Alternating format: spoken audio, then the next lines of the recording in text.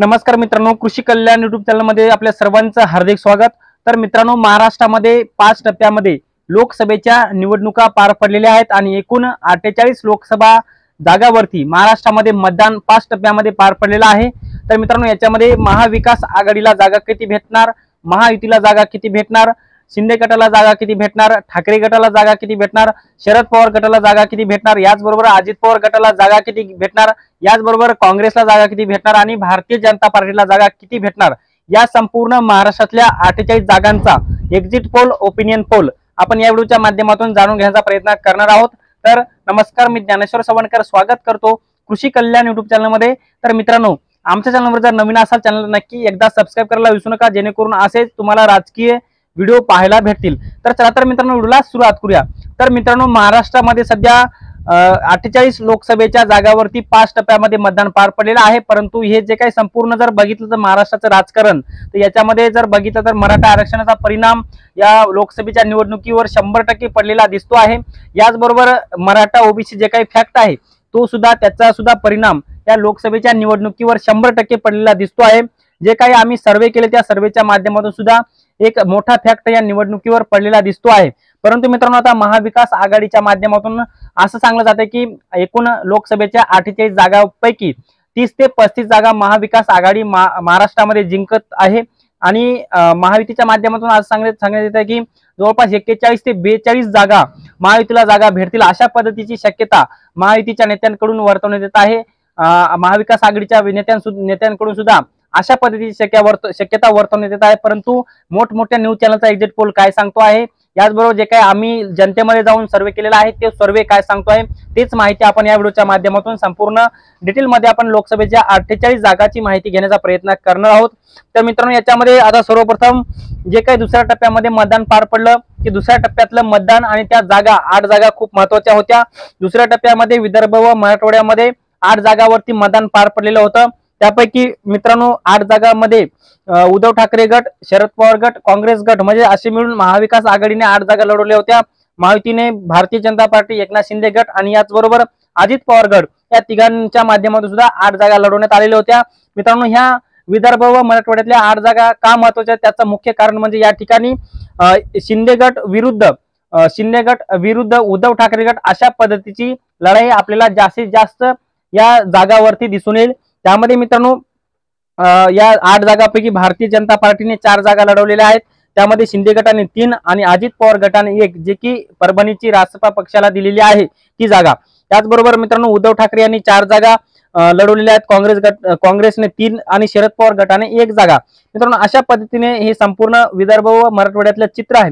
याच्यामध्ये मित्रांनो, जे काय अकोल्याची लोकसभाची जी जागा आहे मित्रांनो, वंचित बहुजन आघाडीचा फॅक्ट मोठ्या प्रमाणामध्ये अकोला लोकसभेमध्ये पडणार आहे, कारण की वंचित बहुजन आघाडी स्वतंत्र लोकसभेची निवडणूक लढवत आहे। त्यामुळे मित्रांनो, या ठिकाणी अकोला लोकसभेमध्ये वंचितमुळे आणि वंचितचा फायदा याचबरोबर भारतीय जनता पार्टी जी आहे, भारतीय जनता पार्टीचा पराभव होताना दिसत आहे। त्यामुळे अकोला लोकसभेमध्ये वंचित बहुजन आघाडीला फायदा होण्याची शक्यता मोठ्या प्रमाणामध्ये आहे। त्यामुळे अकोला लोकसभेमध्ये वंचित बहुजन आघाडीचे प्रकाश आंबेडकर हे विजय होण्याची शक्यता जास्त आहे, असा पद्धतीचा ओपिनियन पोल सांगतो आहे। याचबरोबर मित्रांनो, पुढची लोकसभा म्हणजे वर्धा लोकसभा। मित्रांनो, वर्धा लोकसभेमध्ये टफ फाईट होताना दिसत आहे।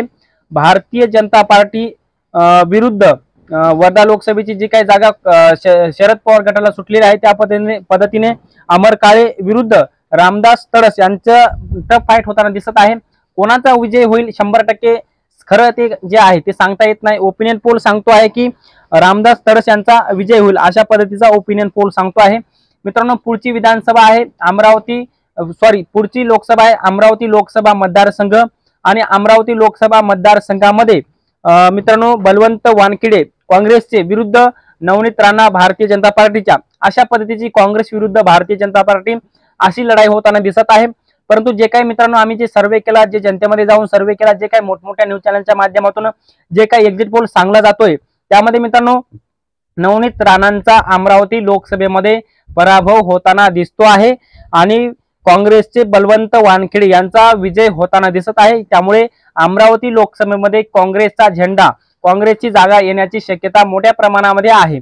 मित्रांनो आता पुढची लोकसभा खूप महत्वाची आहे। सगळ्यात मोठा लोकसभा मतदारसंघ म्हणजे नांदेड लोकसभा मतदारसंघ।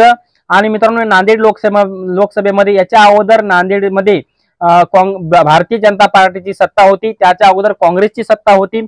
परंतु आता नांदेड लोकसभेमध्ये जे काही नांदेडचे तिथलचे विद्यमान आमदार किंवा जे याच्या अगोदर खासदार जे होते ज्याच्या काँग्रेसच्या सत्तेमध्ये, त्यावेळेस ते अशोक चव्हाण ते आता भारतीय जनता पार्टीमध्ये सामील झालेले आहेत। आणि याचा फटका नक्कीच काँग्रेसला बसेल का असा आम्ही जे काही प्रश्न विचारला असता जनतेच्या मनामध्ये असं होतं की याचा फटका काँग्रेसला काय बसणार नाही। त्यामुळे आता एक्झिट पोलच्या माध्यमातून सुद्धा चांगलं जात आहे। परंतु या ठिकाणी नांदेड लोकसभेमध्ये भारतीय जनता पार्टी आघाडीवर दिसत आहे। याच्यामध्ये मित्रांनो वसंतराव चव्हाण आणि नांदेडचे चिखलीकर जे दोघांमध्ये टफ फाईट होताना दिसत आहे। मित्रांनो याच्यामध्ये आता पुढचा लोकसभा मतदारसंघ म्हणजे बुलढाणा लोकसभा, यवतमाळ आणि हिंगोली आणि परभणी हे 4 लोकसभा मतदारसंघ खूप महत्वाचे आहे। याचं कारण म्हणजे याच्यामध्ये या 4 लोकसभा मतदारसंघामध्ये शिवसेना विरुद्ध शिवसेना अशी लढाई होताना दिसत आहे। परंतु मित्रांनो बुलढाणा लोकसभेमध्ये अपक्ष उमेदवार रविकांत तुपकर यांचा सुद्धा फॅक्ट मोठ्या प्रमाणामध्ये पडत आहे। जनतेच्या मनामध्ये असं सांगलं जातं की रविकांत तुपकर बुलढाण्याचे भावी खासदार होतील आणि एक्झिट पोलच्या माध्यमातून सुद्धा तेच माहिती देण्यात येत आहे। त्यामुळे बुलढाणा लोकसभेमध्ये रविकांत तुपकर अपक्ष म्हणून निवडून येण्याची शक्यता मोठ्या प्रमाणामध्ये आहे। याचबरोबर मित्रांनो पुढचा लोकसभा मतदारसंघ म्हणजे यवतमाळ लोकसभा मतदारसंघ आणि यवतमाळ लोकसभा मतदारसंघामध्ये या ठिकाणी शिंदे गटाला पराभव होण्याची शक्यता आहे। यवतमाळ आणि हिंगोली हे दोन्ही लोकसभा मतदारसंघामध्ये शिंदे गटाला पराभव होण्याची शक्यता। याचं कारण म्हणजे यवतमाळमध्ये सुद्धा ऐनवेळी उमेदवार बदलला। भावना गवळी यांना उमेदवारी देण्यात आलेली होती, परंतु त्यांची उमेदवारी डावलून त्यांची उमेदवारी बदलून दुसऱ्याच उमेदवाराला त्यांनी उमेदवारी दिली। त्यानंतर हिंगोलीमध्ये सुद्धा तीच परिस्थिती झाली होती। हेमंत पाटलांना अगोदर उमेदवारी दिलेली होती, त्यानंतर बाबुराव कदम कोळीकरांना उमेदवारी दिली। याचा फटका या दोन्ही लोकसभेमध्ये उमेदवार बदलाचा परिणाम यवतमाळ आणि हिंगोलीमध्ये पडून ही शिंदे गटाची जागा इथे धोक्यामध्ये असल्याची सांगली जात आहे। याचबरोबर मित्रांनो आता पुढचा लोकसभा मतदारसंघ आणि खूप महत्वाचा असलेला लोकसभा मतदारसंघ म्हणजे परभणी लोकसभा मतदारसंघ।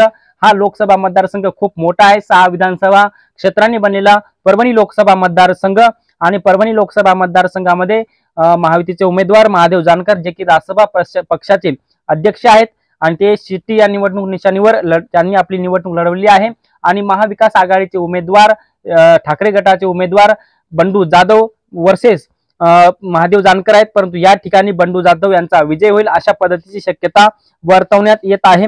मित्रांनो आता ह्या झाल्या संपूर्ण विदर्भ व मराठवाड्यातल्या 8 जागा आणि त्यापैकी मित्रांनो असं सांगलं जातं की विदर्भ व मराठवाड्यामध्ये जे काही 8 जागावरती मतदान झालेलं आहे याच्यामध्ये 5 ते 6 जागा महाविकास आघाडीला भेटतील असा ओपिनियन पोल आणि एक्झिट पोलच्या माध्यमातून सांगलं जात आहे।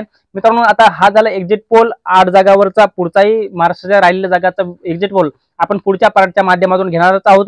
परंतु तुम्हाला काय वाटतंय कोणाच्या किती जागा येतील हे तुम्ही कमेंटमध्ये नक्की सांगा। कोण्या जिल्ह्यामध्ये कोण्या लोकसभेमध्ये कोण खासदार होईल, कोण्या पक्षाचा होईल, कोण्या आघाडीचा होईल हे सुद्धा कमेंटमध्ये नक्की सांगा। आणि शेवटी व्हिडिओ जर आवडला असेल तर एक लाईक करा आणि शेवटी सबस्क्राईब करायला विसरू नका।